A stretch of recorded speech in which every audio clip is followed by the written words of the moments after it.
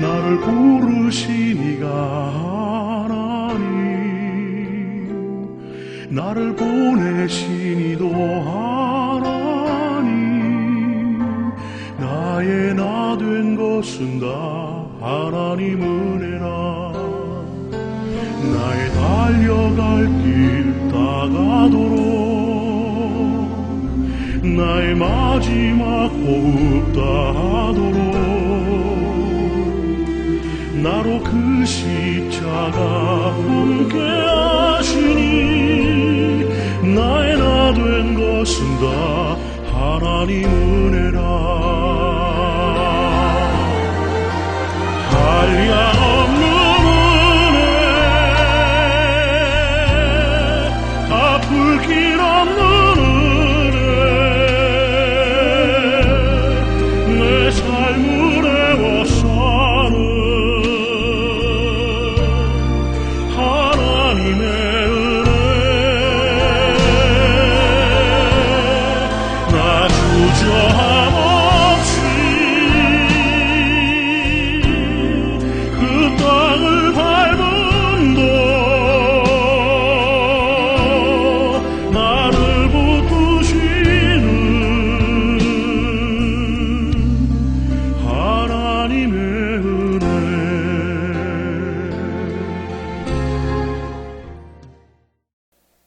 2014년 1월 14일 천국에 올라갔습니다.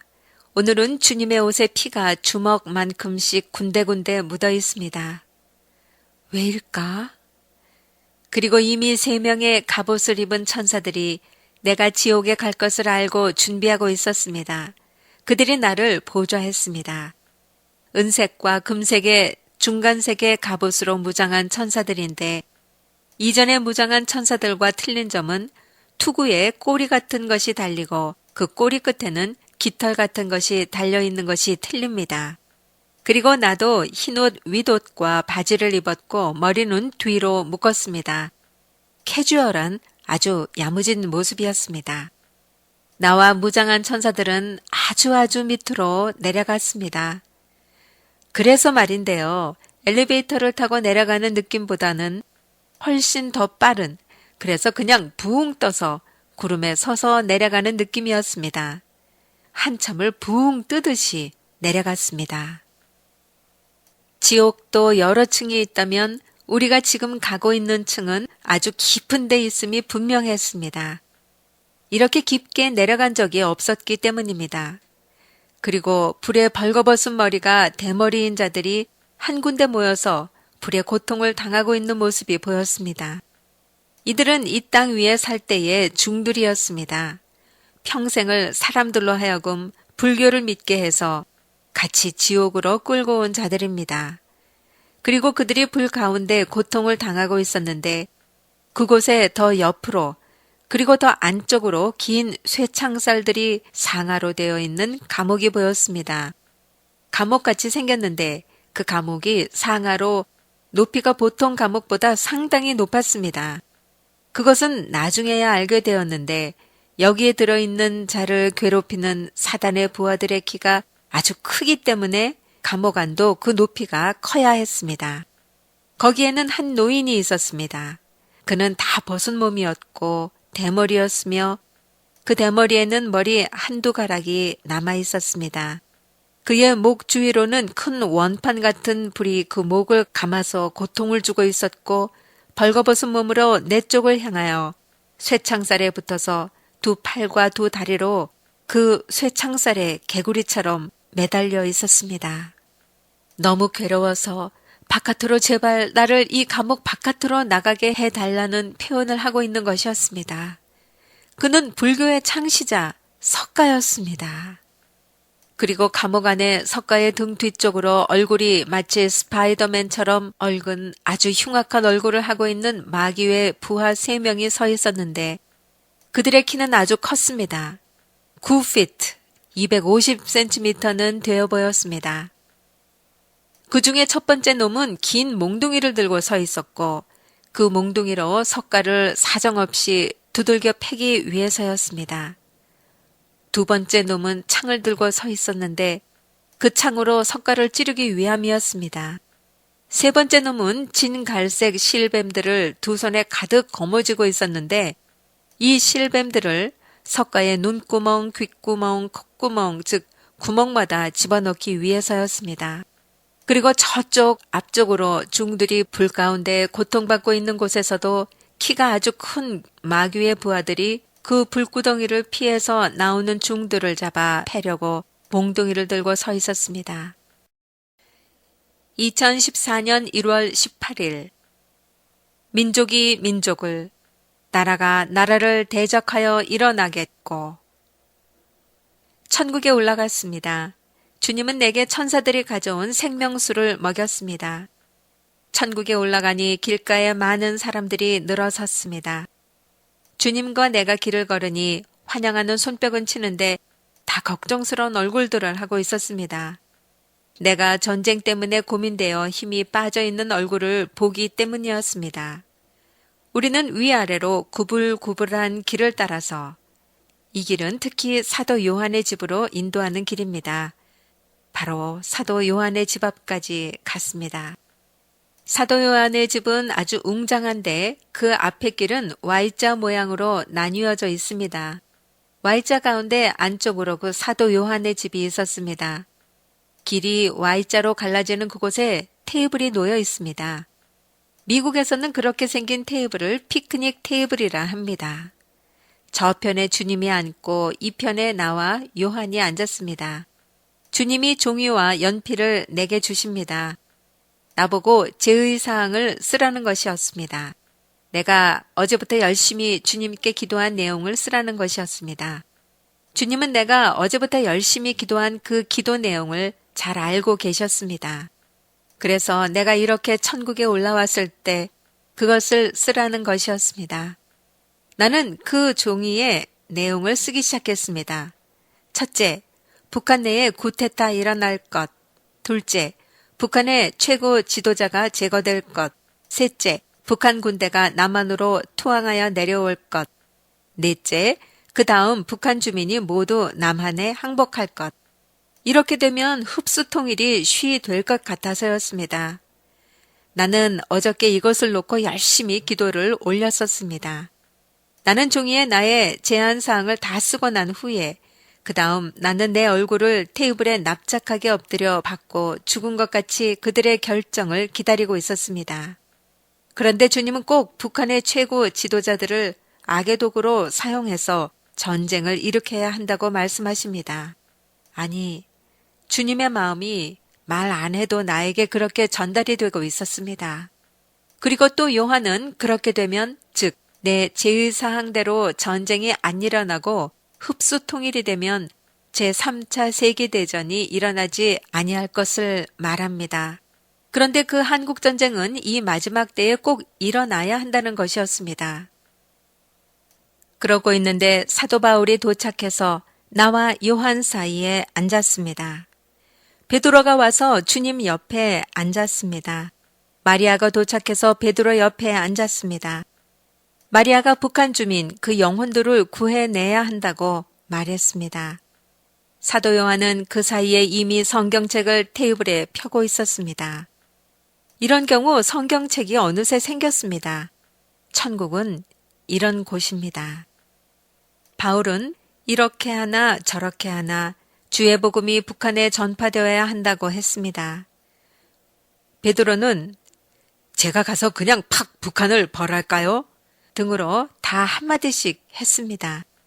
그런데 마지막으로 요한은 모든 것이 성경대로 일어나야 한다고 하는 바람에 모두가 다 여기에 동의했습니다.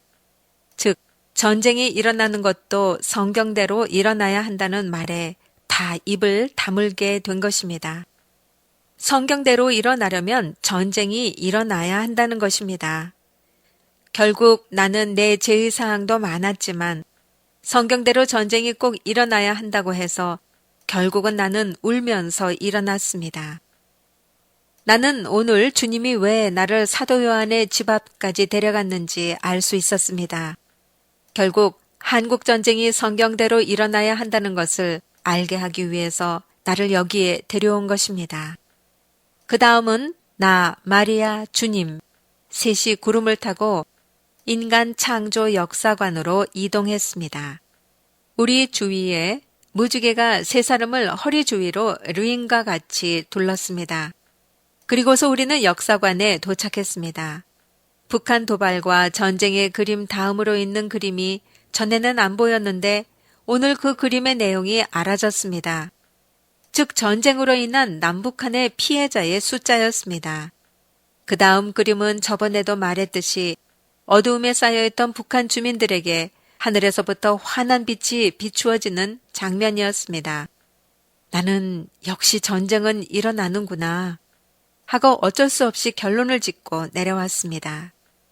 동일한 날 두 번째 천국에 올라가게 되었습니다.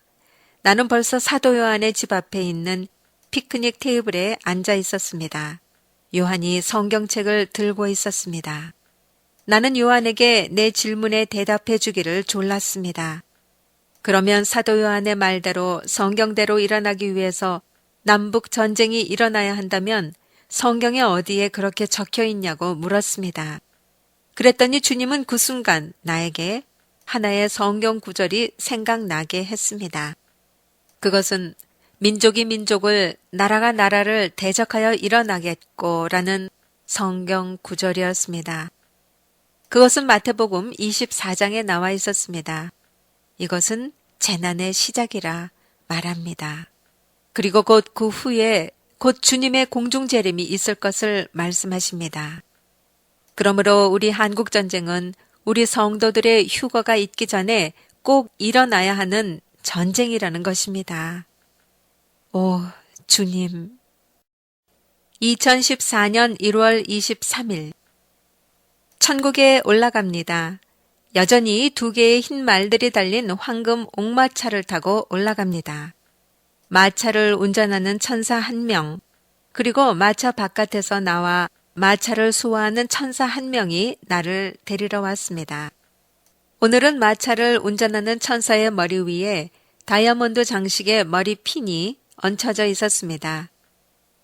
천사들도 성별이 있는 건가? 내 느낌에 마차를 운전하는 천사는 분명 여자인 것 같습니다. 아니면 여성의 모습을 갖춘 천사이든지. 그런데 바깥에서 수정하는 천사는 분명 남성 천사입니다. 이 천사는 분명히 얼굴까지 자세히 보이기 때문입니다. 천국에 올라가자마자 주님의 모습은 내가 전에 거실에 오랫동안 걸어왔던 그림에서 보던 얼굴이십니다. 내가 올라가자마자 오른편에서 항상 맞아주십니다. 올라가자마자 나는 벌써 조그만 아이들이 많은 곳에 와 있습니다. 그들은 모두 흰 옷을 입고 있었습니다. 나는 주님께 물었습니다. 주님, 이 애들이 누구죠? 주님이 말씀하십니다. 내가 기르는 아이들이란다. 아니, 주님이 기르시는 아이들이라니요.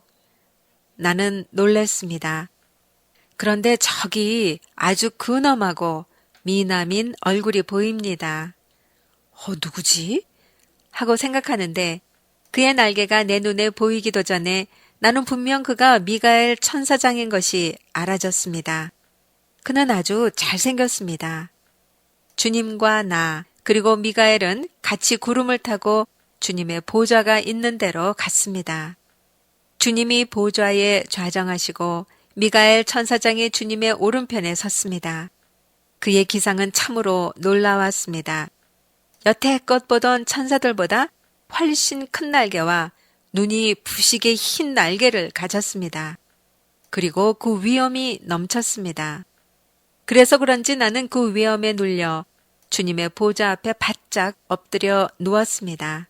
주님은 오히려 자유로워 보이시는데 그를 보좌하는 미가엘의 위엄이 대단하게 느껴졌습니다. 이는 오히려 간접적으로 주님의 위엄이 대단한 것을 나타내는 것 같았습니다. 2014년 1월 24일 천국에 도착했습니다. 주님은 흰옷에 자색 망토 같은 겉옷을 걸치고 계십니다. 그리고 무척 자애로운 얼굴로 나를 맞이해 주십니다. 그리고 내 얼굴을 살피시면서 내 얼굴이 괜찮은지 확인하고 싶어 하셨습니다. 주님은 내가 전쟁 때문에 마음 아파하고 걱정하는 것을 알고 계시기 때문입니다. 나는 늘 그렇듯이 머리에는 다이아몬드가 많이 박혀있는 면류관에다가 아름다운 흰 드레스를 입고 있었는데 그 드레스에는 조그만 보석들이 군데군데 달려 있었습니다. 나는 주님을 보자마자 주님의 옷에 얼굴을 파묻고 울었습니다. 주님이 너무 반가운 면도 있었지만 나를 걱정해 주시는 마음이 감사해서 운 것입니다. 그런데 오늘은 참 이상합니다. 천국에 들어서자마자 주님이 아주 넓은 구름을 마련해 놓으셨는데 그 구름은 작은 풍선들로 볼록볼록하게 보였습니다. 그리고 그 구름 위에는 주님과 내가 앉을 수 있는 두 사람용의 긴 의자가 놓여 있었습니다. 구름 위에 의자가 놓여 있기는 이번이 처음이었습니다. 구름을 타고 날기는 했지만 이렇게 구름 위에 의자를 놓고 앉아보기는 처음이었던 것입니다. 주님과 나는 함께 그 구름 위의 의자에 나란히 같이 앉았습니다. 그리고 그 분위기는 너무 좋고 평안하고 행복했습니다. 주님과 함께 있으면 얼마나 평안하고 행복한지요. 그리고 구름 아래쪽에서는 수많은 사람들이 나를 환영하고 있었습니다. 그들은 나보다 먼저 천국에 와 있는 자들이었습니다. 그들은 서사라 목사, 서사라 목사 하면서 반기고 환영해 주었습니다. 2014년 1월 28일 천국에 올라갔습니다. 우편에 늘 주님이 나를 맞아주십니다. 그리고 마리아가 재빨리 와서 반겨줍니다. 늘 왼쪽 앞에서 옵니다. 우리는 어느새 구름을 타고 날았습니다. 그러다가 마리아가 떨어져 나갑니다. 가버립니다. 아니, 우리를 떠났습니다. 주님과 나는 구름을 타고 날았습니다. 그런데 다시 우리 밑에는 지구라는 것이 느껴집니다. 우리 밑에 도시들이 있습니다. 먼저는 남한이 보입니다. 남한의 대통령이 북한을 도발할 것인가 안 할 것인가 고민하는 것이 보입니다. 어떻게 방어하지? 하면서 골머리 아파하는 모습입니다. 그리고는 북한이 보입니다.